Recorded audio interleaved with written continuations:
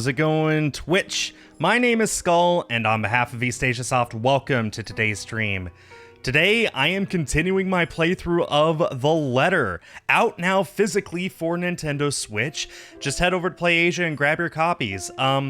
There are still a handful of limited editions left, but not many. But there's still plenty of the standard editions if you don't care about all the extra stuff. But they're not paying me to say this. I really recommend the extra stuff because it's always awesome stuff. Collector's editions from EAS are always totally worth it. Anyway, there's all kinds of interesting things that are happening right now. This is my 13th day playing through The Letter. Lucky 13 in a horror game, right? And it's Easter Sunday, or at least it still is where I live in the world. So we're playing The Letter for the 13th time on Easter Sunday. Yeah. All right, but let me tell you, I have been thoroughly enjoying this game. I can't wait to play it through to completion. We're still a few weeks away from that time. So, yeah, hopefully we will be... I'm sure we'll be playing this for at least a few more weeks. Hopefully next week my webcam will be back. I still am in the middle of moving. My room here is completely full of boxes. However, fewer boxes than were here last week, so yeah. Anyway, you're not here to listen to me talk about my missing webcam. You're here to watch us play through... Where are we? The Ashton's? I think this is Ashton's perspective. Finally, we get to play as Ashton. So, let us go ahead and get started. Give me just a second.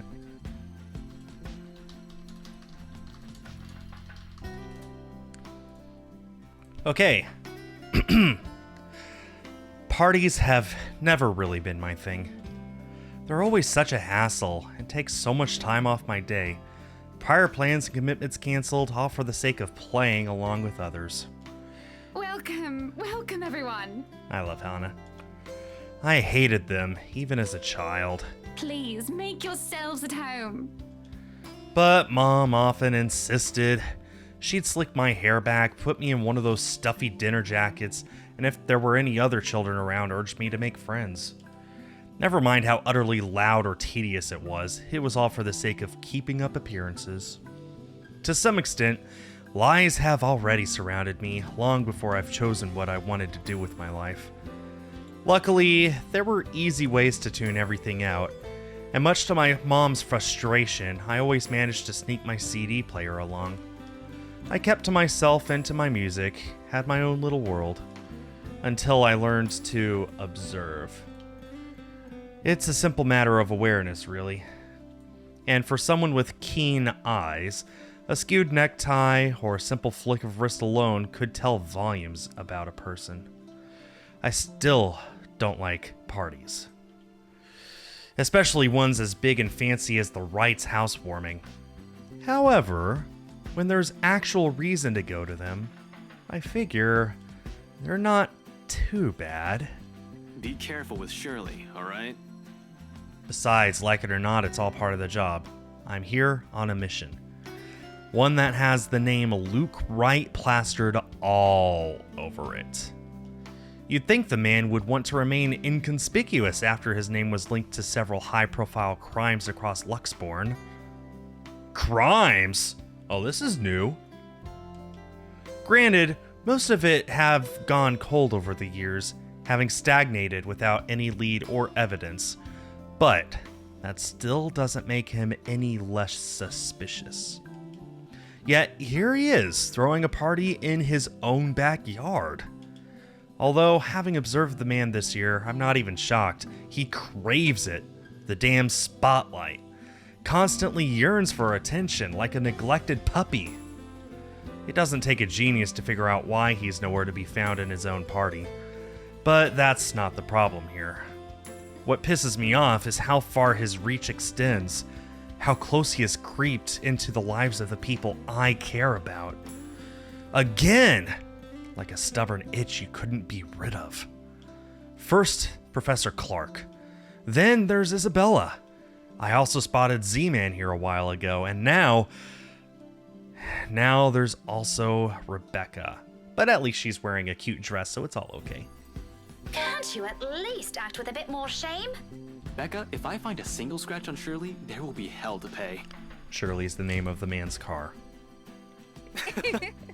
There will also be hell to pay if he so much as harms a hair on either Zach's or Rebecca's heads. Worrying about Isabella's brief dealings with him is stressing in itself already.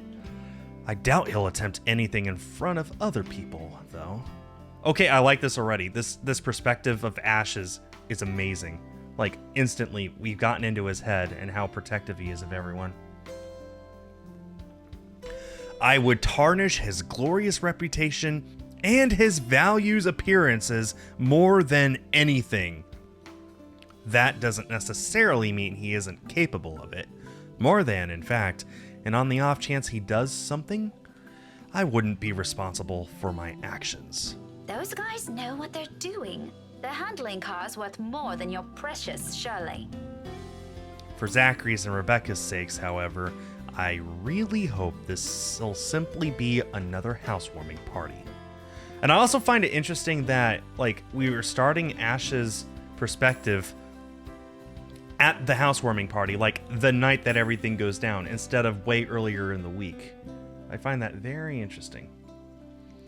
Even though something tells me it's anything but. Call it a detective's intuition or whatever. When Luke Wright's involved, nothing good has ever come out of it. I can't let my guard down here. Even more so when a familiar car slows to a stop. And out comes... Chief? My presence here might be odd at best, but I have an excuse. One that this man handed to me himself a year ago, along with a heavy dose of flattery for the newly promoted detective inspector. Can't exactly say the same for my good old boss, can I? Although, to see him here, chatting it up with Luxborn's Rich and Famous isn't such a big surprise in itself. No disrespect meant, but the guy is obviously a social climber. What is surprising is the fact that he seems all too eager to mingle with a person of interest's wife. Just what the hell is he doing here? Ashton, what's... Sorry, Becca, I just saw someone I need to catch up with. Longtime friend. What the shit is going on here? Oh, wait, Ash, what about... This won't be long. Be careful while I'm gone, okay? Hey, be careful. About what exactly? I don't want to draw attention to myself either. At least not until he's given me proper reason to spoil his little party.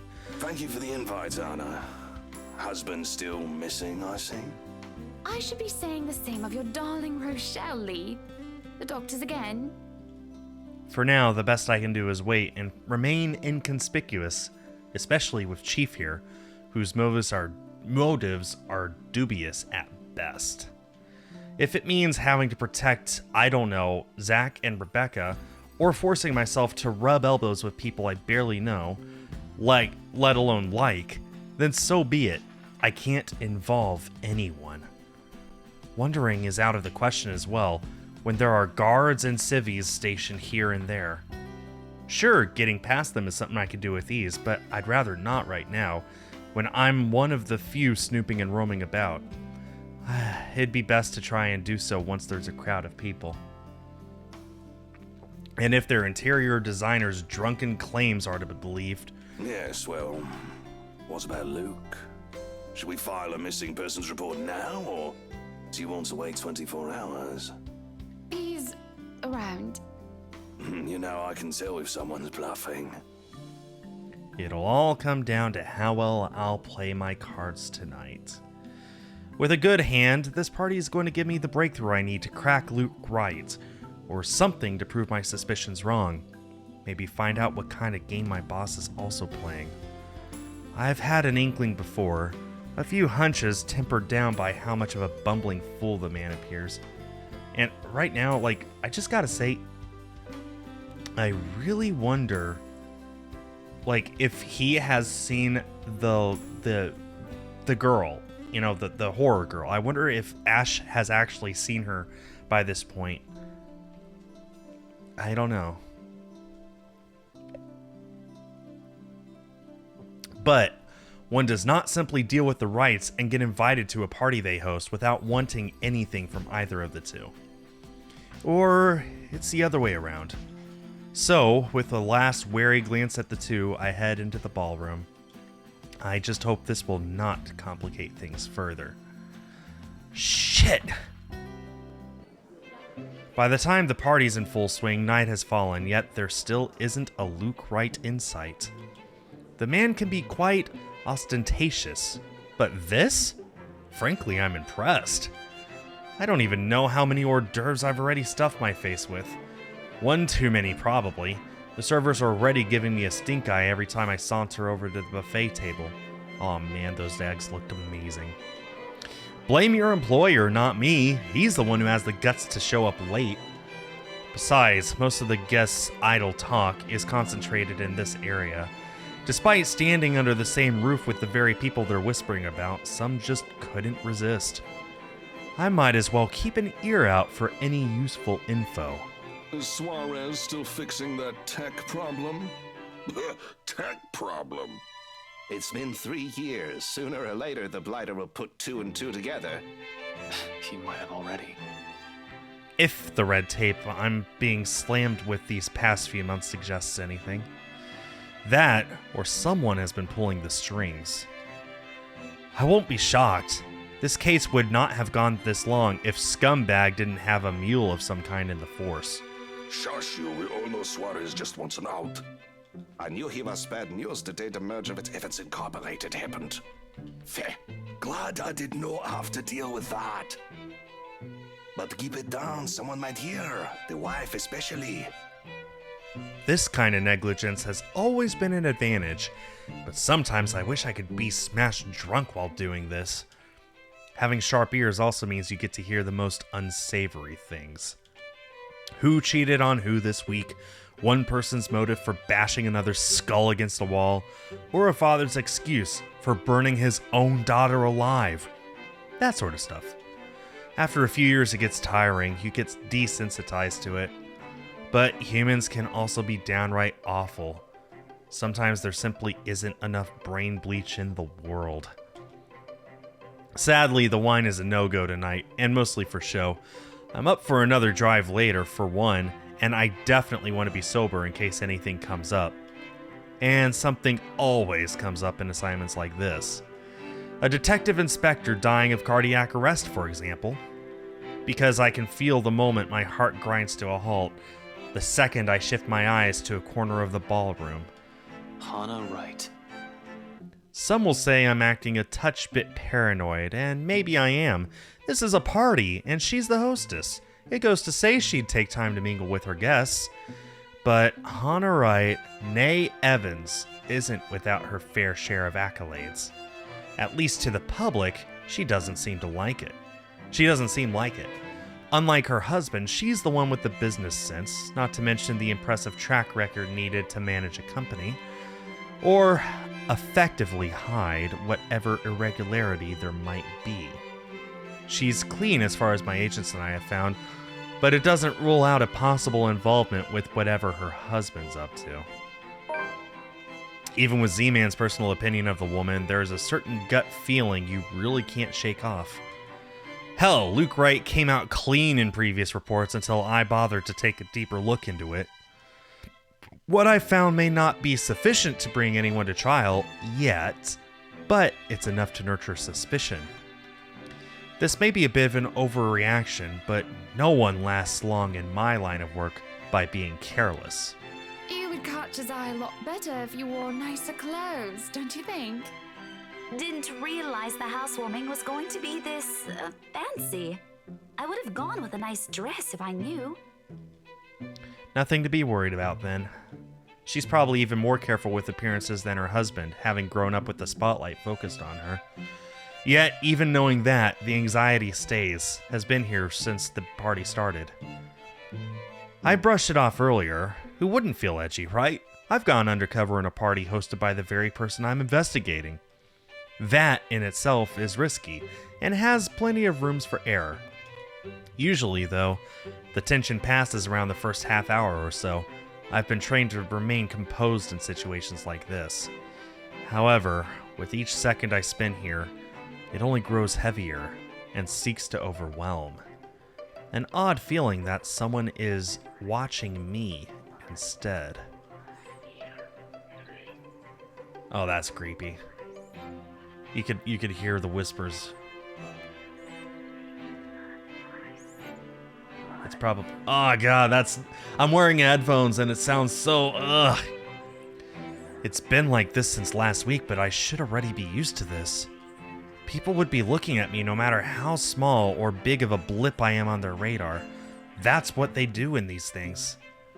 But when the feeling of eyes burning into my back lingers longer than necessary, I've been looking around every now and then to catch the culprit.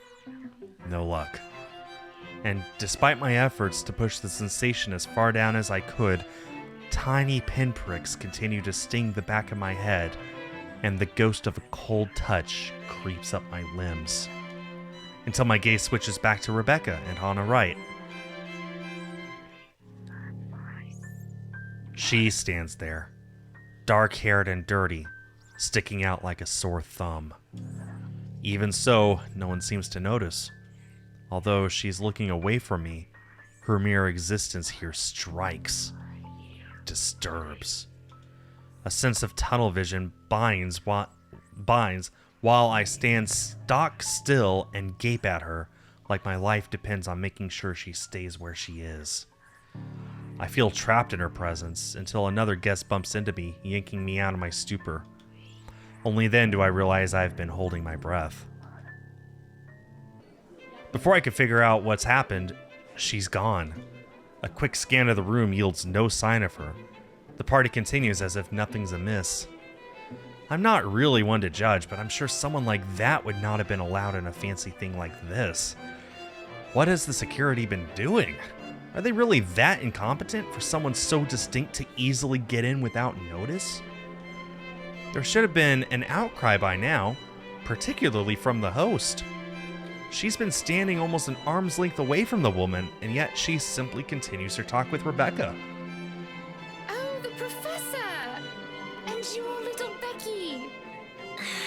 My parents couldn't make it since they're in Scotland right now. And Mom says hi, by the way. Is there something in the food then? That I'm starting to see things? It couldn't have been the wine though. I'm every bit as sober as when I stepped out of my car. The hors d'oeuvres? But why would anyone want to do that? Why would Luke Wright want to do that? He's fishy, but I couldn't see why he'd ever think it'd be a good idea to lace the food he'd serve in his party with someone like Chief Lee on his guest list to boot. He has been linked to narcotics trade, yep. However, that kind of tactic is below him. That much I could tell. Unless there's a mass murder waiting to happen here tonight, which I highly doubt. So... What the fuck was that? But there's no time to look deeper into this, even if I want to. Not when a telling silence comes upon the room and draws everybody's attention to the main doors of the ballroom. About damn time. Good evening, ladies and gents. Enjoying the party? I hope I'm not too late in welcoming you all to the Wright Mansion. I've been tailing this guy for a while now. Before that, I heard stories from previous officers who tackled this case, none of which were pleasant.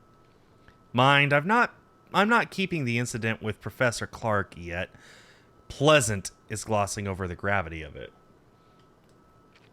While Wright's good at covering whatever shady stuff he's doing, he's shown to be a really rotten guy. At least that's the case when he thinks none of his peers are around to judge him. I've lost track of how many counts of verbal abuse and harassment cases the guy could be pinned with. He even tried to make a move on Isabella back in the open house, right in front of his wife. Standing in the same room as him doesn't make me want to punch him any less. Yeah, he does have a punchable face. Actually, the urge is stronger, but protocols, my case, first and foremost. My own opinion of the man shouldn't get ahead of my purpose here. If I want to put him in his place, it should be in a court with all proper charges filed against him. And I'll only be able to do that once I gather enough evidence to pin this bastard down. Welcome, one and all, to our humble abode. Tonight, if you have yet to find yourself in your roles, you are our ladies and lords of the court of your king and queen, if you would excuse my presumptuousness. So, enjoy the feast that has been laid out for your senses, as we only allowed the best to be served. Enjoy the rest of your night, everyone! Suppressing my annoyance, I prepare to step away from the crowd. Amidst the cheers and claps, now is as good a time as any to make the move. Try to find that something the McCulloch woman talked about. In the first place, I have no plans to actually shake hands with the slime ball myself. A fake smile is plastered on my face while I pretend to listen to one of the other guests gossiping about him. All while slowly inching out of the ballroom. Unfortunately, before I could get any further... Are you feeling ill, Rochelle? Perhaps you need to sit down and... Rich people only have two ways to resolve their mess. Either they quietly deal with it behind closed doors, or they create an even greater problem out of it and it just blows up in everyone's faces. One way or the other. Fun. No! Shut it, you mutter!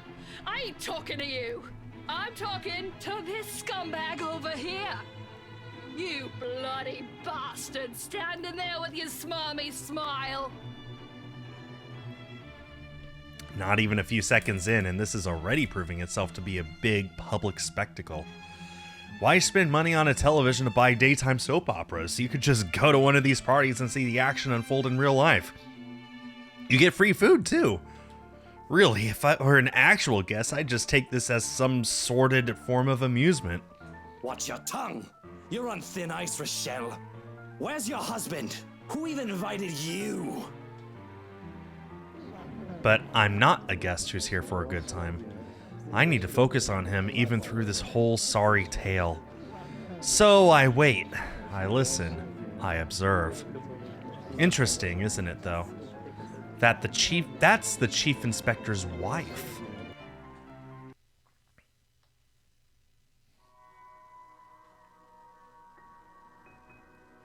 The morning after starts off quiet.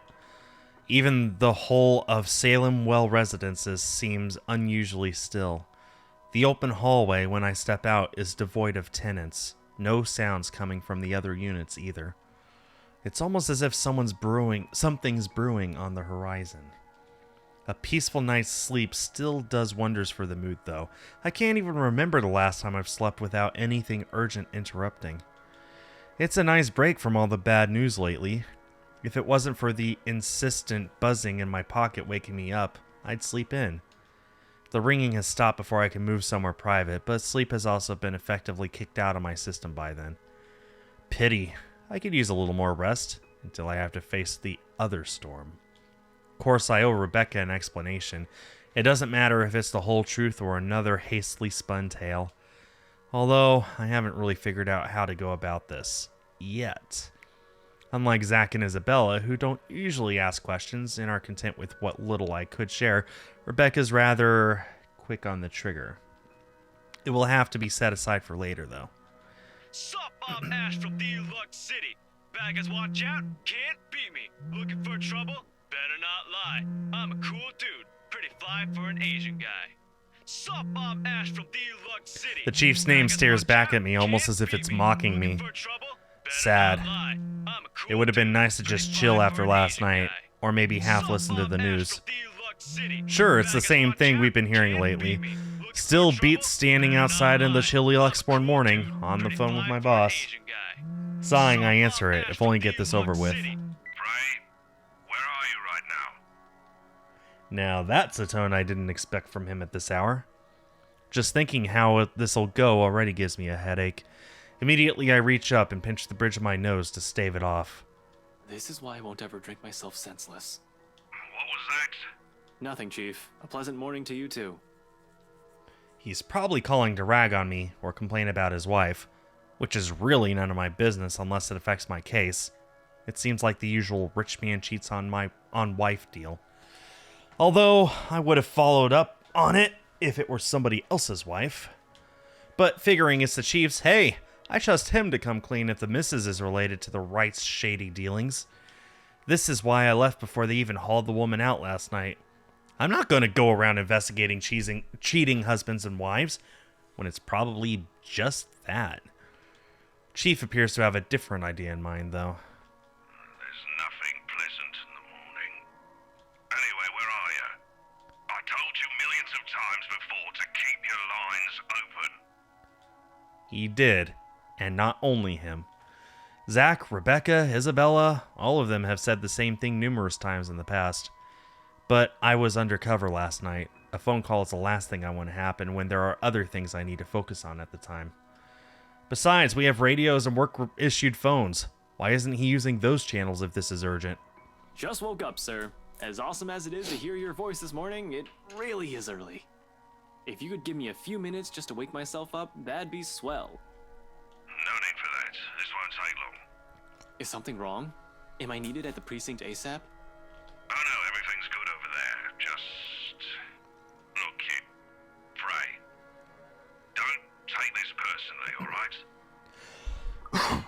You're off the Luxbourne firm case. Starting today. Well, I did not expect to hear that either. This must be some kind of a cosmic joke. I allow some awkward silence to pass. Chief must have been pulling another one of his awful pranks. Out of his bad mood or severe hangover, maybe? Everyone knows that when given the chance, he exercises no control with his drinking. If it wasn't for his wife causing a stir, he'd probably be trashed an hour in at the party. He likely drank more after they threw her out of the ballroom. Besides, his sense of humor has never been good. It's just infuriating most of the time. But when he doesn't follow it up, if I sound a tiny bit frustrated speaking to my own superior, I'm not the one to blame. Wait, no. What? Are you kidding, Chief? Is this one of your practical jokes again? The Temps won't say anything about it, but It's not that. They're orders. From the higher-ups. Ah, the higher-ups. Yes, my favorite word. Since when did the higher-ups ever care about what the Criminal Investigation Department did? As far as I could tell, they don't give a hoot if CID is filled with cold cases as long as we keep the spending low. When I need to view those old case files, though, they're locked away in the archives. You're going to have to check with the higher-ups. I need access to those reports, see if the higher-ups would allow it. Every step, every move in this case, there isn't one that hasn't been gated by some authority. If it's not the chief, it's the commissioner. Or so they always tell me. It makes one wonder why they even bothered assigning it to anyone. Not a single one of them has done anything to help move the case. And they wonder why it has taken this long for even a hint of progress to show. you can't just drop this on me. You can't just take me off like that. Yes, I can. And I'm sorry, Ashton. You're a good detective. One of the best I've seen in years, but... 3 years, Chief. 3 years. 3 years since that anonymous tech leak blew up. Since Luke Wright's name was openly linked to several nasty dealings within Luxbourne's corporate world, some of them involving deaths. 3 years, and I was the only one who made it this far, much less progress that officers with more experience weren't able to do when they handled this case. Just within a year, and with barely any help from that damn brass at all. Of course, I'll be pissed. Do you know what would have happened if I didn't work my ass off on this thing? If I didn't dedicate a whole year of my time on it? It would have gone cold, like every fucking case Luke Wright has been linked to. I saved this from getting thrown into the archives, sir. I'm getting close. If you could just... I'm fully aware of what you've done, Prey, but the Commissioner hasn't been happy with your progress. Still too slow by their standards. Too slow? Well, what about those reports I filed? I've documented every freaking thing for them. I've given you every important lead I can gather. Isn't that enough? They need results, not a bunch of research papers. Not one baseless assumption after another. Concrete proof, Frey. I'm really sorry. They've already made a decision. They're going to pass this on to someone who's been in the force longer. Someone who has more experience. Someone who has more experience? They may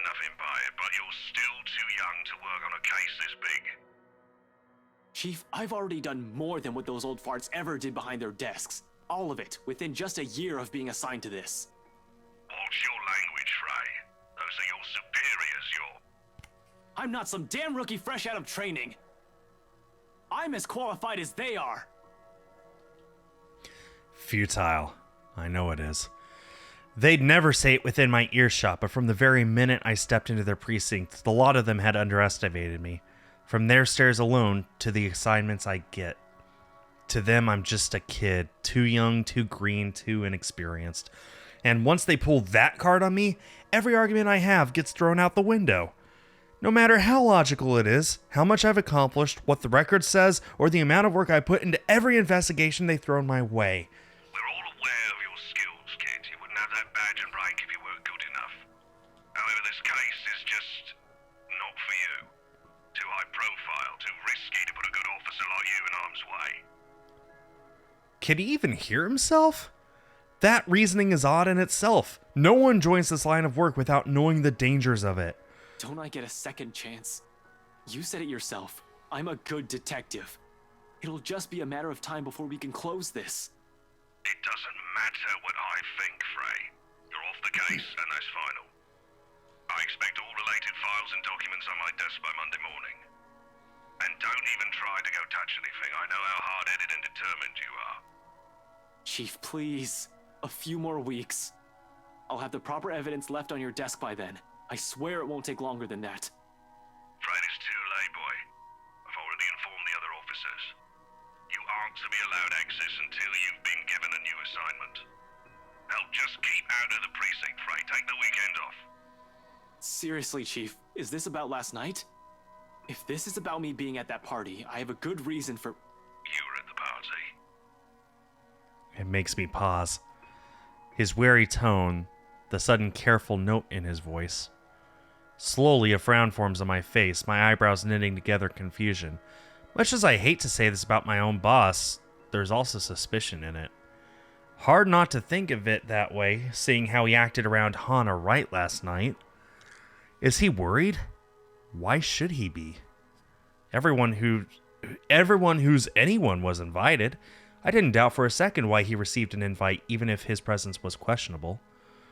There's something wrong, and I've unintentionally walked in on it. All I have is a sneaking suspicion, but when one looks at this from a different angle, put everything together. Why the hell I've been taking off the case might be for the same reason he was there in the first place. Frick. Yes, Chief, I was. For a good reason. A friend invited me to go with her. What were you doing there? I know we don't have a strict rule against attending functions, but that was... He coughs, and it almost sounds like he's choking on his own excuses, lies. I don't want to accuse him of anything, yet. He's someone I've respected since I joined LPD, even with his bizarre sense of humor and tendency to procrastinate. He's obviously competent enough to get the job done. He wouldn't be Chief Inspector of Lexborn Police if he wasn't. He wouldn't last years in service without some track record backing him. Unless that, too, is a fluke. And what's backing him is not something, but someone. Oh, shit. Freaking hell. Frickin' shit! Chief Harvey, about last night with the... Why does it matter, Frey? This isn't about that. Why does it matter? Why does it matter? I'll recite the whole damn oath we've taken upon being sworn into service if I can. But at this point, it seems too late to remind him of that. He has probably already moved from serving and protecting people to serving and protecting his own interests. Damn it! I've suspected the upper brass of this, even the lower-ranked subordinates in the force, but from my own boss? Shit! No wonder that leak didn't get anywhere. Someone closer might have been pulling the strings. I might have been set up to fail long before the freaking case had been ever assigned to me. But I don't want to just give this up. I don't want to believe I wasted an entire year for this. I don't want this to be the kind of news to tell Professor Clark after all those promises I've given the man. Oh, we know Professor Clark, okay. I just want to know, sir, at the party, with Luke and Hannah Wright, you were... Monday. It's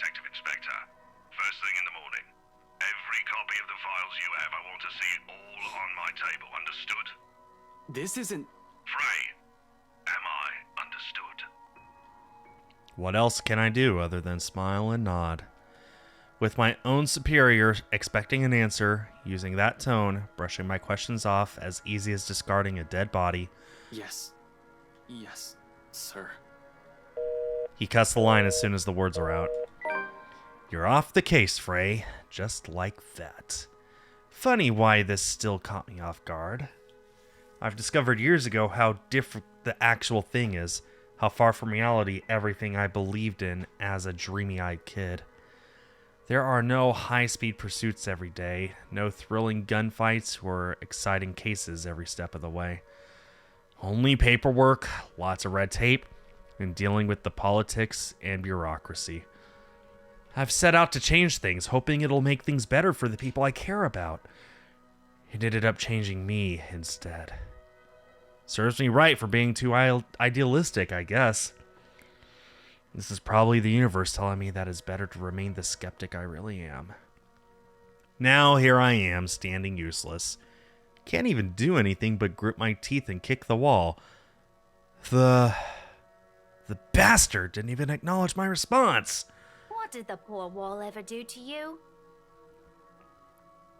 It figures Rebecca would be the one to find me in this embarrassing state. Honestly, I don't like it when she sees me like this, which seems to happen a lot regardless of what I want. Rebecca, now's not a good time. The concern I expect from her when I turn isn't there, however. Instead, she just looks, well, the storm I left brewing last night, it's right there on her face, ready to be unleashed. When is it ever a good time for you? You're always so busy with everything now. Now I find you here, sneaking out without even bothering with a proper goodbye. Not even a word. Really, I'm starting to think you're just keeping me around for my couch and my cooking. Becca, it's not what you're thinking. I wasn't planning on sneaking out. I was going to say goodbye. I just had to take this call. Although, I'm not gonna lie, couch is great. 10 out of 10, would sleep again. Stop it with the jokes, Ashton. I'm not in the mood. Her bitterness is not lost on me. But at this point in our friendship and our lives, how does she still expect me to answer that? What am I supposed to tell her now? Are you still mad about last night? She merely raises an eyebrow at me, which, to be honest, is all the response I need. Seeing her like this makes me believe those things Z-Man says. The part where Rebecca scares him, sometimes. I've certainly seen this more than once already. But the familiarity of it doesn't really take away from the downhill turn this conversation's starting to take. Only an awkward cough serves as a way to stall. Okay, of course you're still mad. But whatever happened last night, I really am sorry. I'll apologize as many times as you want. If you want, I'd even kneel or something. Ashton, an apology is nice and all, but that's not what I wanted to hear from you today. Alright, fine, okay. Where do you want to start? Oh, I don't know. I've honestly lost track of it by your third trip to the buffet table. I wasn't... The drive up there took a bit. Can you blame me if I wanted to grab some appetizers? Oh, come on, Ash! For the whole evening? For the whole party? Please don't tell me that's all you did, because I've never known you as someone who pigs out. You even took great lengths to avoid me. Should I also mention how you ignored Zach?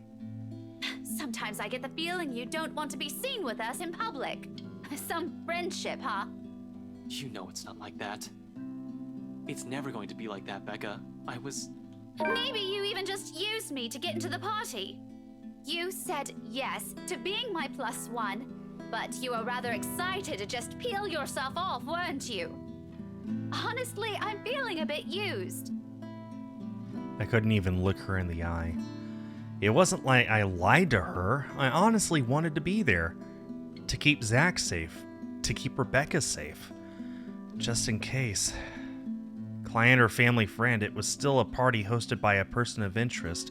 By a man accused years ago of murdering a person's wife to get what he wanted. But then Chief showed up. Hannah Wright happened, and Luke Wright just couldn't be bothered to die peacefully somewhere. All of a sudden, none of my original reasons mattered. If I was found out right then and there, Hell, if Zach and Rebecca's connection with me was found out, who knows what might have happened. But Rebecca doesn't understand that. Doesn't understand what I can and can't say to keep them from harm. It's all in her eyes, in the tight line of her lips, and her furrowed brows. The hurt. I'll ask this again. Just what were you up to during the party? What were you doing that you couldn't even take 2 seconds to make time for your friends? The day is just off to a wonderful start. First my case, now Becca. How do I even go about this? Obviously, I couldn't just say, hey Becca, you know the rights? They're suspected to be ringleaders of a crime syndicate and shit like that. Protocol or otherwise, there are so many things I'm not allowed to tell the others. Even if I am able to share information with civilians, knowing anything could very well put them in danger. It's why I keep it vague, obscure the facts, or when push comes to shove, stretch the truth and lie through my teeth. It's a necessity I've grown to deal with. It's already become a part of me, no matter how much I loathe doing it. I mentioned it, didn't I? I saw an old friend and I thought I'd catch up. Didn't really notice how long our chat got. You know what they say about time flying when you're having fun, and Lloyd is a fun guy. She doesn't look convinced at all. Although she's the very picture of someone who is at least willing to listen, her glare effectively takes a good 20 off my current years. I feel like a kid again, being reprimanded by my junior high school teacher for sleeping in class. But getting away with that is easier than with this one. It's the thing with someone you've been friends with for so long. They're the ones who know you inside out. Good grades wouldn't be enough for Rebecca to let this whole thing slide. So, this Lloyd is a friend of yours who was at the party? Yeah, we go way back in the police academy. Though you wouldn't have met him. See, he mostly deals with teenagers and gets into a lot of messy stuff and... Cut the shite. You're not a very good storyteller, Ash. Don't try to make up a character just so that you can lie to me. Why did I ever think this is a good idea? Although I'm not making these people up, only twisting the facts, for someone who's already angry beyond reason, everything will sound like an excuse. I'm not making stuff up. I did have a college mate named Lloyd. I think you would have liked him. You're both Scottish. He used to hang out a lot with Joey and Rashid, but they went off to work in London. Bunch of good guys. I should really ask if they're swinging by Lux anytime soon. That doesn't make things any better. You were there because I invited you, and you just up and turned your nose from me. You might as well have disappeared completely for all you cared. Just say you don't want to talk about it instead of lying to my face. I do feel guilt. Still, we've already been down this road. This is something I've done so repeatedly in the past. Something she's heard from me more times than all my fingers could count. Something I'll just have to get over with at this moment. I'm sorry, you know that, Becca. I really, really am. I wouldn't do this shit if I didn't have a good reason to. And you know that I don't like you lying to me! If you can't tell the truth, just don't say anything and shut your gob! I swear, Ashton Frey, you are just so dense! I'm so angry, I can't even bear to look at you right now because I swear I'll knock you right off your block! I mean, what good reason could you have to act like an antisocial asshole? The only time you did talk to me was to spout some vague nonsense about Luke. What was that all about? Were you somehow expecting me to just accept everything as it is? You really shouldn't go near that man, Becca. Why? Because you don't trust him? I wonder if you actually trust anyone. Aside from the three of us, Zach, Isabella, and myself, do you even have any other friends? If you're perfectly fine with that, then go ahead. No one is stopping you. But don't expect me to share the same views. I can have a life of my own. Friends that I don't necessarily share with you. I'm an adult, Ashton, and I can make my own bloody decisions. I sure as hell can choose the people I want to let into my life. Of course she's allowed to do as she pleases. I never mentioned she couldn't. Us growing up together doesn't mean it always has to be just the two of us. It's a dumb idea to believe in when nothing ever remains constant. Things will inevitably change through the years. She'll make friends with people outside our little circle. I'm just as free to form relationships with other people. But why of all people did it have to be him? Why does it have to be Luke Wright? That guy is nothing but trouble. How can she defend a guy like that? She's already calling him Luke for Pete's sake. I trust Zach, I trust Isabella, and I trust you, Rebecca. So why can't you trust me on this? You need to stay away from that man, because he's... I really wish I could tell you. What was that saying Isabella mentioned before? A liar is a brother of a thief? People who will look at me now will probably say I'm a hair's breadth away from being a criminal. Z-Man said something like that once, a few years into our friendship. I laughed it off back then, but now, they're probably right. Little by little, I'm becoming the very kind of person I hate. How ironic. The silence afterwards brings an even heavier air between us. Something that Rebecca thankfully doesn't allow to linger more than necessary. I suppose you have to go now, huh? The situation's already awkward as it is. Dragging this out will only make it more... what? Difficult? Messed up? As if it isn't already. Back to your case again? I don't really have to. I have no case. As far as the job is concerned, I have the weekend off until I have to report to Chief on Monday. Although, I don't want to just throw in the towel on this. Orders are orders. This isn't like the movies. I don't get to say screw off, throw my gun and badge at him, become some vigilante, save the day, and get my job back. I'd rather get my ass thrown in jail than do any of that. But it's also not in my nature to sit still and do nothing. It'll drive me crazy if I just idle about. Besides, there's someone who has to know about this whole Luke Wright thing. Yeah, I need to go talk to Professor Clark. And there's something else I need to look into. That other matter she mentioned last night specifically. The same stuff Zachary has also been trying to tell me. Things even the news has been blasting out to the general populace lately. Evening, afternoon, morning, all deaths with the same modus blamed on a single serial killer. Or is it still the case? Found dead in the early hours of the morning today. The fire was contained within the room and no other tenants were harmed, according to Luxon police. We're grasping at straws as far as these murders are concerned. In the first place, I'm not even the one handling this investigation, yet look at me treating it as if it's another high-profile case on my shoulder. How sad is that? Although all three of my friends have mentioned seeing something strange, I don't want to go into that line of thinking for now. Not yet. Not until I've exhausted every logical argument I could throw at it. To be honest, though, I don't know how to take all of this anymore. But I've already given Isabella my word. It'd bother me more if I didn't follow up on a promise I made to her.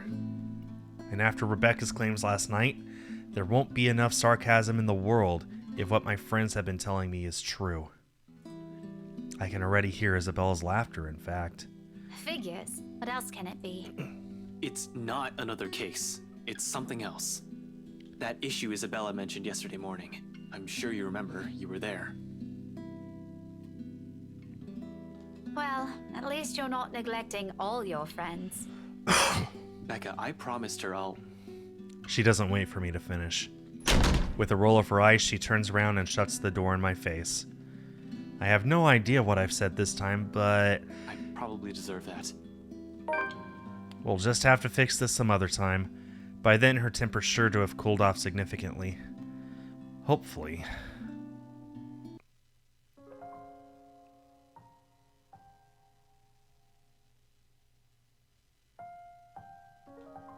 For now, I can't laze around. Gotta attend to things that matter more. Professor Clark first, deliver the bad news. Then that issue with BRC and Isabella. Maybe I'll also drop by Zach's, check on him, hear what he has to say. He's also read that damn letter. has been saying odd things about a bunch of photographs. I might as well while I'm here playing a paranormal detective. Or was it supernatural? I can't remember. Whatever. It wouldn't hurt anyone if I tried to get to the bottom of this. If nothing comes out of this, good. Everyone can shut up about stupid curses and we can finally get back on track with our lives. On to more important stuff. If there is something. Are you two done? There's a moment of confusion when I don't see her familiar ponytail about, only to find her standing behind the door to her apartment seconds later. Isabella holds it open, though only slightly, as if to hide from anyone who might happen to pass by. This early, and on a lazy weekend, I doubt anyone would. But from the gap and what little light there is behind her, I can make out the appearance of someone who has just clearly gotten out from bed. Hair in complete disarray, eyes still heavy with sleep, and a small pout on her lips. She hasn't even gotten out of her pajamas. I look away long before my sense of decorum kicks in. We might be friends, I'll even dare say we're closer over the years. That doesn't extend beyond the bounds of propriety. Christ, even Rebecca never greets her visitors in her sleep clothes. Though maybe it's our fault why she's up this early. Still, heat makes a small crawl up my neck, one that I quickly downplay with a solid cough. Isabella, you're up early. Lame. No, I'm not. I'm usually up at this hour. You're the one that usually sucks at getting up early. Says the person who looks like she's just fallen out of bed.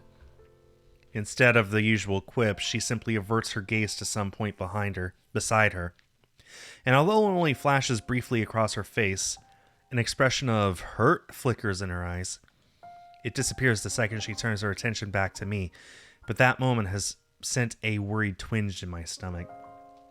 I've seen it on her plenty of times before, just never in a manner that unsettles. It feels, I don't know, off this time. I didn't say anything wrong, did I? Hey, are you... Anyway, was that Becca with you? You both sound like Mama and Papa when they fight. You're awfully loud. If we get another memo from the landlady, I'm asking the guard to ban you from ever entering this place. Me? Becca's the one almost shouting. Yeah, well, she lives here. You don't. You have no excuse. You're the suspicious-looking person. No. She's got a point. Thanks. Glad at least one person appreciates how I pretty up this place. Don't flatter yourself. This place would be so much better without having to see your face every few days. She follows it up with another pout. But her ruffled appearance, particularly how puffy her eyes are, I noticed just now, takes away from the intimidating effect she's trying to show. Really, right now, she just looks more like an angry puppy. I might have laughed had it not given me another nagging sense that something is definitely wrong with her. What? Has she been crying earlier? That is worrying. She rarely does that. The only time it happened, the one time I've ever seen her genuinely tear up over something, I think it was after Devlin Court, the night at the bridge. I want to ask. She seems determined to keep it to herself, though. Belle, did something... About yesterday, Ash. The things we talked about. Do you think we can take a look at it today? We? I never said you're coming with me. Don't worry, I didn't forget about it. You'll be the first to know if I find anything. No, I want to go with you. I'll be ready in a few. This won't take long. Isabella, you really don't have to. I can handle it on my own. You'll just... I won't get in the way, I promise. Besides, maybe I can help. You know, if there are files you want to check. I don't like what she's implying. It's true LPD's having a hard time with this, but taking Isabella with me? It's out of the question. Under normal circumstances. You're the one who's going to get in trouble if you do that. You said it yourself. You need information, and I can help you get that. And it's not like it matters anymore. I just don't want to stand around doing nothing today. There it is again. The slight shift in her eyes, the mild crease forming between her eyebrows, and the mild slump in her shoulders when she crosses her arms tightly around herself. Like she's shielding herself from whatever painful thing there is out there. I have plenty of reasons why I shouldn't let her tag along. First and foremost, she's a civilian. Second, I have no concrete plan of action yet. I'm going into this blind. And no matter how I look at it, it's simply better for her to just wait so she won't get dragged into what might be another one of my failures. Her assumptions might be a dead end for all we know. But seeing that expression on her, hearing her speak those words out loud in a desperate, almost pleading tone, I can't bring myself to say no. So I give in, because right there, I see myself in her. The person who doesn't want to stay idle, who doesn't want to think of the problems haunting him. All right, 5 minutes. What? You're timing me? Well, I can't wait forever. I'm a very busy guy. 4 minutes and 45 seconds, Isabella. I hate you so much. 4 minutes and 30 seconds, 29, 28. I'd hurry if I were you. Ugh, you're awful. I hope you never get a girlfriend. Ouch. She slams the door right after, although my chuckles, the mirth and the lightness in it linger. With her, those have always come easy somehow, even as its echoes fade and only the ghost of a smile remains. It's not like I'm looking for anyone else. I want to tell her. It's not because I can't. I won't. I'm the one who has chosen not to until I fixed myself, until I found myself underneath all that guilt and those lies I've been telling all those years. Because no matter how heavy the weight of these feelings are, I am not yet worthy of them. Of her. Until then, little words and gestures are the only things I can offer. Minor stuff, such as digging deeper into this thing with BRC in order to ease her worries. Hi, Quasar, how you doing? I'm not even sure if this will give us anything. Unlike with the Firm case, which I already have proper leads on, I'm just going by her word on this. Speaking of the Luxborn Firm case, I still have to inform the professor. The apprehension's there for sure. I made a lot of promises to the man, and I would have preferred to tell him in person, not over the phone. But it's better for him to hear it from me rather than from a stranger. The railings offer a steady support while I wait for him to answer. I'd like to think I can do this without losing my nerve. My grip on the bars surely tightens, though, once the call connects. Ashton. Not running today, Professor? He's usually at the park on late Saturday mornings, as long as it isn't raining cats and dogs. Keeps him young and healthy, he says, and he's certainly fit for a man of his age, with a sedentary job. Wow, that is actually, that's a bad way of putting it, Ashton. Come on. A man of his age? Are you kidding me? That's the best you can come up with? Yeah. Now I hope you don't get a girlfriend. Oh, no, not today. He's definitely at the usual place, though. Cheers and laughter, likely from children and families, filter through the receiver. I tend to avoid the park precisely because of this. No use reminding myself of the could-haves when it's already over. Mom's doing well with her career. Dad's also doing fine the last time I visited. Although neither remarried, they're both content with their lives as it is. I'm probably the only one who's still caught up with it, hence my aversion. But all in all, it's still a pleasant sight to see if you're the kind who takes joy in such sights like Professor Clark has. Just thought I'd enjoy the nice weather before it takes a turn for the norm again. To what do I owe the pleasure? The guy certainly seems happy right now in any case. I almost don't want to break the news to him. But it's better to get this off quick as long as he doesn't shoot the messenger. He's not the type. However, long-held resentment can change a person, even someone as mild-mannered as the professor. I was hoping to talk to you about the case.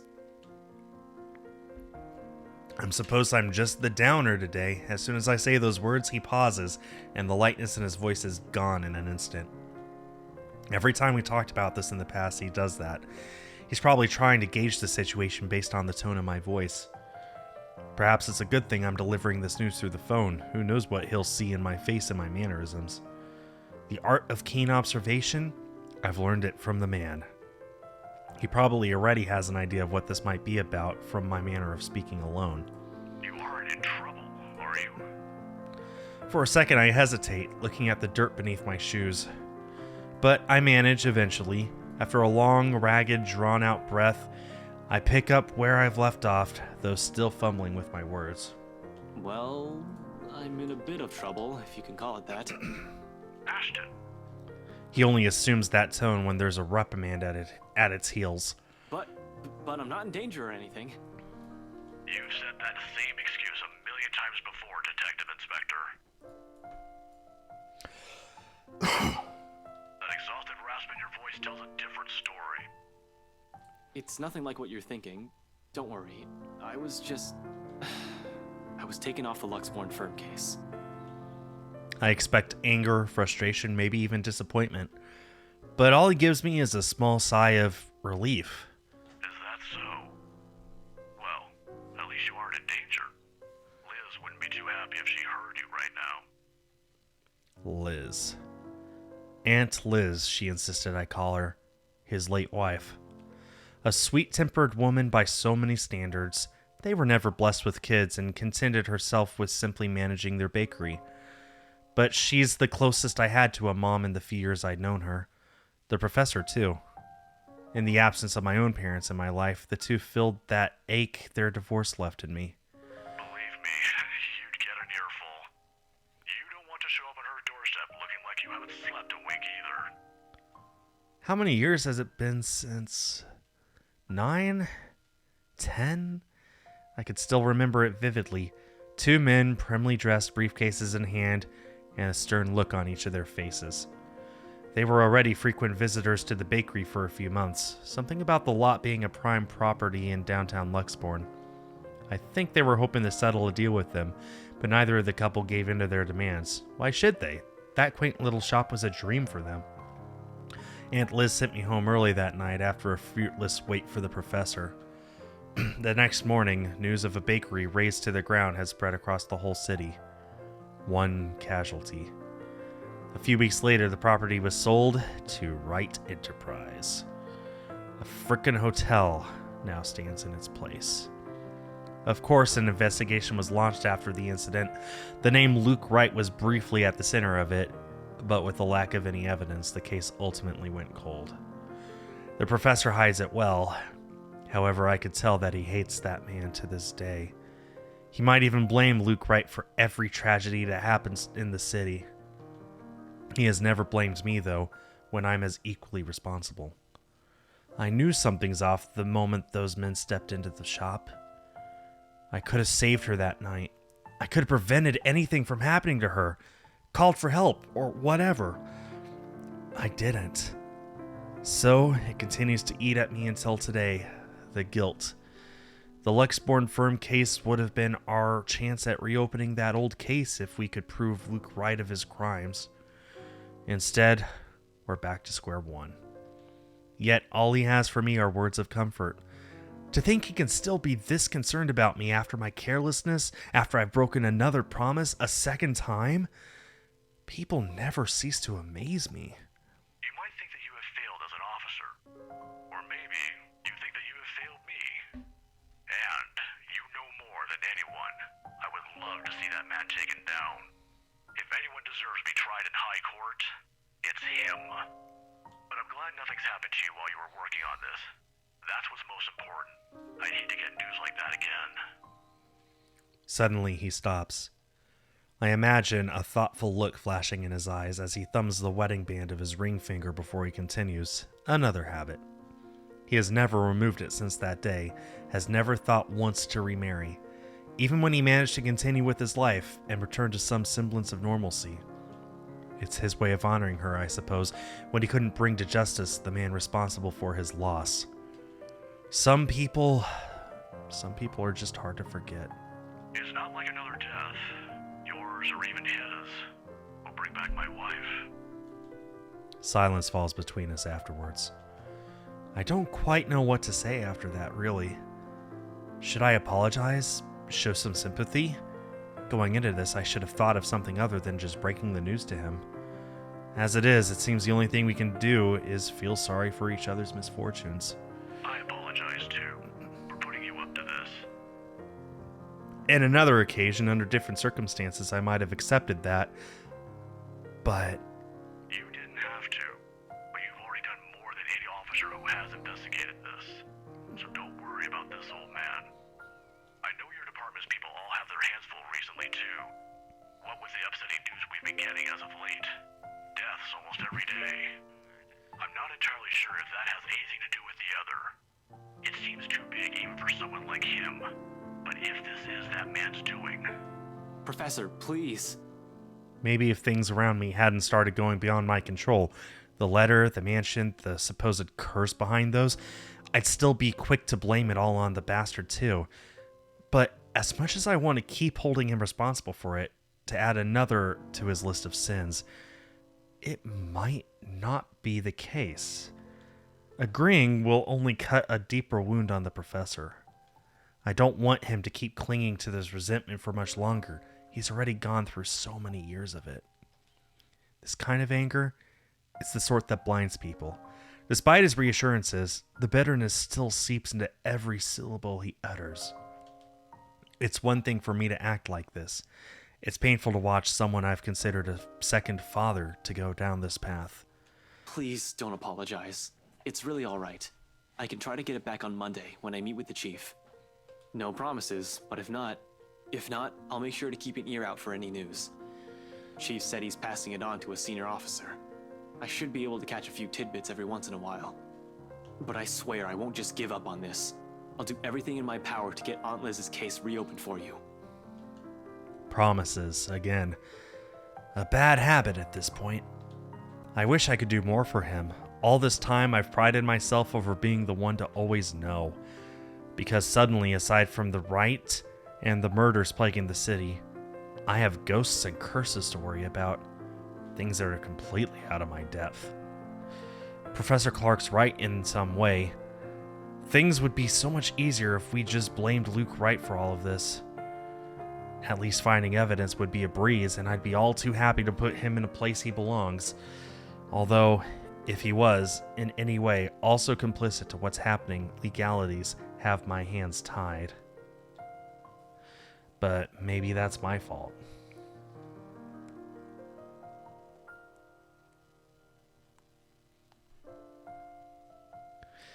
I might have missed the ticket to closing the case once and for all last night.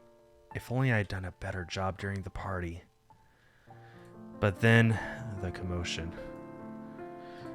There was Hannah Wright and Rebecca distracting me from my purpose, too. I'd include that gate crasher as well, even though it's only for a moment. So many things have gone wrong last night that... This isn't a prank! I saw something! See? This is why I didn't want to tell you guys! It's not a joke! Will you guys listen to me first? I saw something in the house earlier. It stood right in front of me. If I hadn't gotten away, that thing might have... Last night, at the party. But it's real! What do you think I saw? It happened after, when I was trying to get away. I almost got stuck in the same room with that thing. We're all in danger. I thought you were my friends. Why don't you believe me? That woman. Why don't we all calm down first? I'm sure Isabella has her reasons too. No need to be hard on her. Shit. If that was what Isabella had been warning us about, if it was the same thing Rebecca talked about last night, or what Zach told me about a few days prior, how many of these instances have I dismissed since reading the letter? How many have I ignored or passed off as some effect of fatigue or lack of sleep? Even last night, a hallucinogen lacing the food is the first thing I considered, purely because that's what my training dictates. It's a mindset I've grown used to. It's the setting the gears in my head automatically takes in a situation like this. Of course, I'm not discounting all of that yet until I have enough information, something to form a conclusion from. Proof in whatever it may come. But thinking straight is impossible when all of a sudden all your beliefs are being upturned in the most violent way possible at that. Jeez, I need a sounding board. I need to talk to someone, and Zach's the best person for that. I have to go, Professor. Oh, no problem. But what are you... I don't have time to stop and listen to what the professor has to say as I cut the call short. In the same second, Isabella emerges from her apartment, fully dressed and ready for the day. As usual, she greets me with a smile, but it falls just as fast when she catches a glimpse of my face. Shame. That would have been the first comforting thing I saw today. It annoys me that I'm partially responsible for the worried one replacing it. I must look close to a picture of someone choking or dying because there's nothing but concern in the first words she speaks. Ash, do you need to go to the bathroom? Yep, that's it. That's the main plot, everyone. Ash needs to go to the bathroom. Yeah, no, I don't, okay. But we should hurry. Come on, don't forget to lock your door. Seriously, you look like you're about to fall over. Are you alright? Because if you're planning to faint right here, I won't be able to carry you. Yes, don't mind me. I just remembered some stuff from last night. How come he was more honest to Isabella than he was to Becca? Come on, man. I need to talk to Z-Man about this. Mind if we drop by his place first? Shouldn't we call him to let him know? It's still pretty early, though we'd probably arrive there around noon. Also, what do you mean about this? Is Zach... He was also there when I opened the letter, right? He read it too. I'm sure he's fine, but it wouldn't hurt to check on him. To make sure. See if he'll say the same things you told me yesterday. If he's also been seeing things, if it's also the same woman I saw last night. I'm not saying there's really a curse yet, but we have to look at this from every possible angle. And don't worry, he won't mind. He's probably just watching TV right now. Let's go. Okay, but speak up if you're not feeling well. You really look like you're choking on something. You didn't have to do this for me in the first place. You know it's not as simple as that. We head down to my car in record time with not a single second wasted to hit the road and drive to Zach's place. If any one of us, other than Isabella, who knows anything about what's going on, who can help sort the muddled mess my mind is, it's gotta be him. He listened to her. Zach's the kind who prefers to laze around his apartment on a weekend, especially after having a busy week like the last one. The big guy's nowhere in sight, though, when I arrive in his unit. Figures, people don't seem to be where they should be when I need them. Looking around, I find no sign where he might have gone to.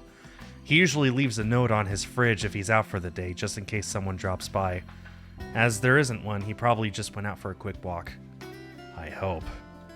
Maybe he ran out of eggs or something and went out to buy some? He is out of eggs, after all. It puts my running mind to rest for a while. He always has to have some, be it for an omelet or something he's baking.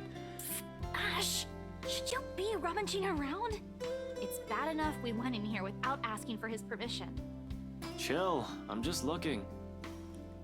Actually, I could also go for a freaking pie right now, but Zach's fridge is next to empty, save for a few leftovers. All I can do is sigh, and I close it behind me. If you see me take anything, feel free to call the police. Isabella's quick to shoot me a sharp glare, and another chuckle slips from me despite the unease in my stomach. But the cheer only lasts a mere few seconds, mostly because she hasn't been in the mood for any sort of friendly banter. It's the silence that's telling, and a quiet Isabella? It's usually the first recipe for an incoming shitstorm. Do you always do this whenever you visit another person's house? Because I have a lot of questions about your methods. Just with Zach. I'm still worried for our friend, of course, and despite what's bothering Isabella, she's anxious too. She's been standing by the doorway for a few good minutes now. Since we entered Zach's place, in fact. Doesn't seem to know what to do with herself. But much as I want to put her at ease, her nervous tics are starting to get to me. The manner in which she makes herself smaller, the way she fidgets with her hands, clasping them one moment and unfurling them the next. It's distracting enough that I want to ask what's wrong. I doubt she'll give me a straight answer, though, and the best I can do is help her temper it.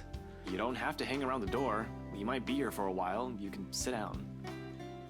She hesitates for a second, but eventually takes the empty seat by Zach's study table. Aren't we going to look for him? Sure, we can, but where are we going to start? I can think of a few places he might be, but Luxburn's a big city. I don't want to miss the big guy if we leave, and... I trail off, making a vague gesture in the general direction of Zach's bed. The messy bed suggests he went out in a hurry. He didn't even bother to fold the sheets. His cell phone's been left behind as well. Another odd thing when he has made it a habit to never leave it behind in case a client calls. At least the locked door points to the fact that it wasn't a forced exit. That seems to reassure her, but not so much. Understandable, anything might happen. In hindsight, I shouldn't have left Rebecca alone either. We'll have to check on her later. In the meantime, Zach. But with no other clue as to where he is, and no other way to contact him, we have no choice but to wait. Sure, I could give the room another thorough run-through, but I don't think Zach would appreciate me upending his place. Isabella won't let me do that either. Besides, I haven't eaten anything yet. Isabella probably hasn't too. We did leave in a hurry. Might as well take this chance to cool down a bit, right? Anything to distract myself so that I don't just charge head first because of whatever paranoid scheme that comes to mind. Isabella is with me. I can't be reckless. Returning to the kitchen, the first thing I see is a bag of chips when I riffle through the cupboards. After muttering a permission and an apology its owner won't hear, I grab it. Isabella doesn't miss shooting me another glare, but she doesn't really make an effort to stop me this time. She ignores my offer of food, though. So instead, I set myself on Zach's old couch and turn on the television. Isabella's silence may not be too heavy, but it sure as hell is awkward. The screen lights up right as some awful noontime drama starts airing on Channel 9. Nothing like sitting in front of the TV with a mindless drone running in the background to waste away the time. And waste it away we do. The afternoon has hit its last few hours when movement comes from the other side of the door and Zach's heavy treads break the monotonous drivel from the TV. The lock clicks, the knob turns, and slowly it swings open to reveal a very exhausted-looking Zach. What? Did he run a marathon? Sup, Z-Man? Hey, Zach. Sorry we just barged in here. Ash was... Relax. Z-Man gave me a copy of the key himself.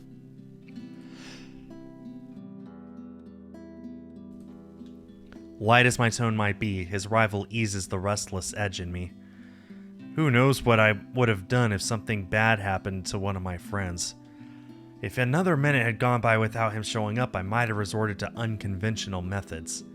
Only after you broke the 13th one? I can't keep replacing them every time you think it'd be a good idea to break into my apartment.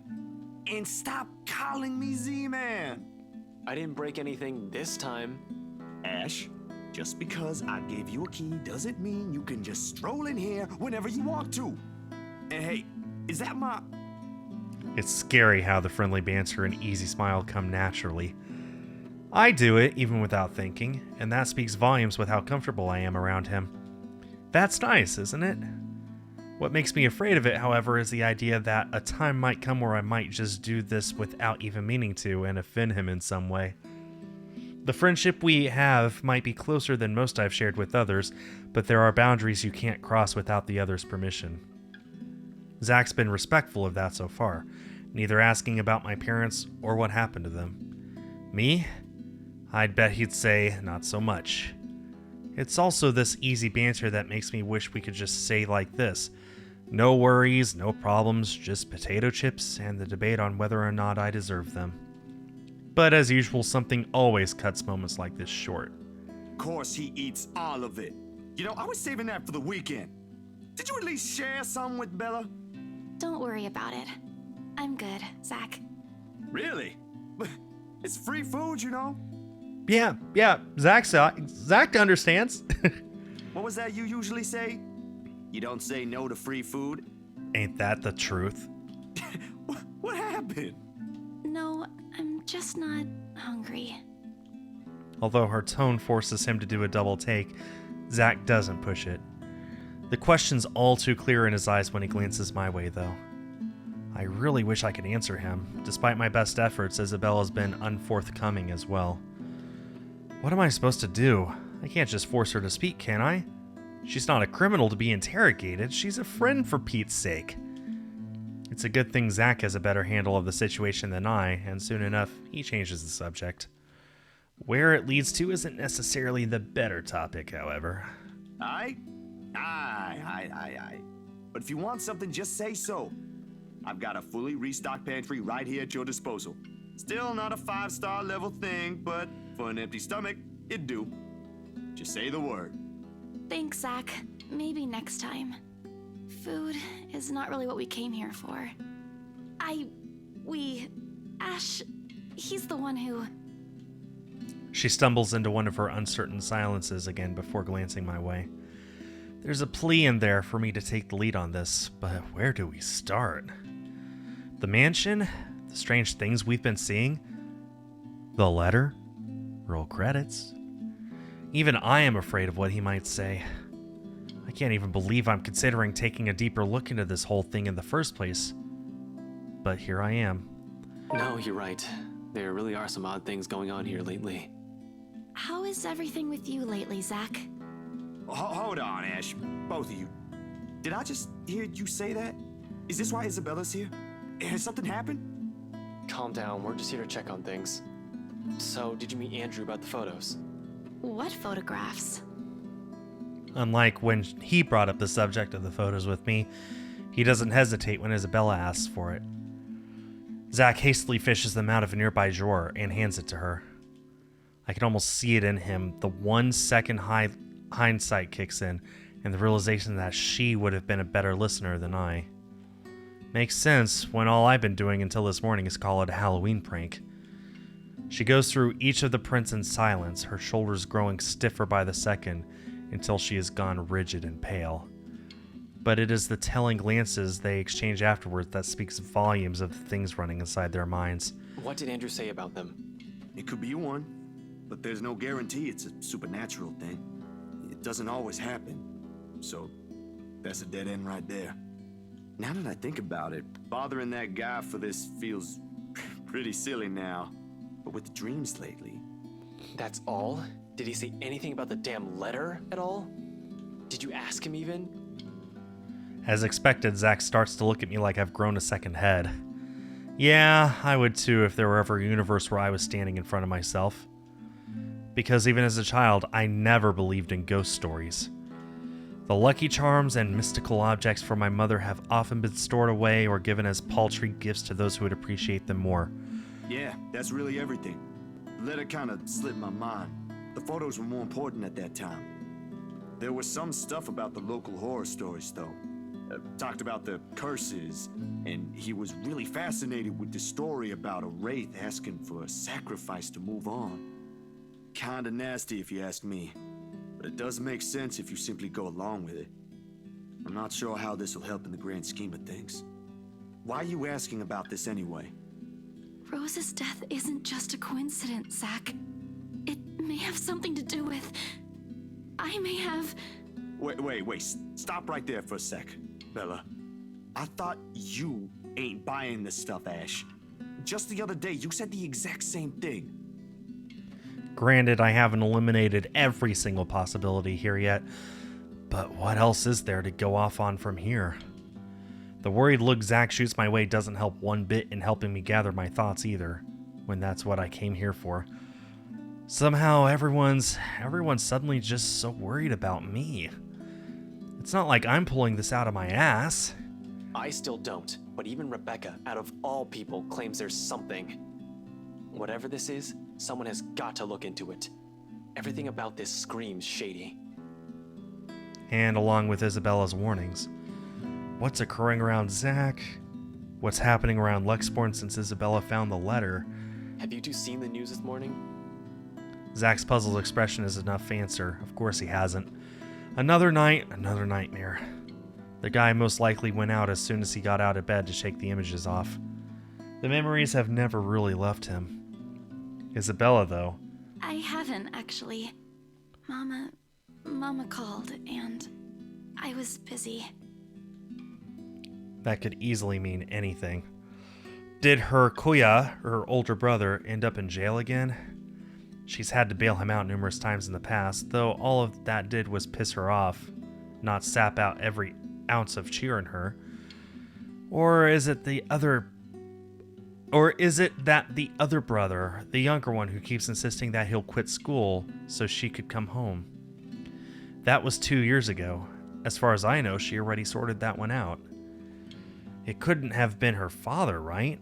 With the mansion sale, she's earned enough to cover every bill for a while. It should. So, what is it then? No problem. It should be in the afternoon news as well. Whatever's bugging her, I doubt it's something meant for casual discussion, else she would have mentioned it sooner. Tucking my curiosity for later, I take the remote and begin cycling through the channels. A distraction. Not a good one, I admit, but it's definitely better than leaving her to brood.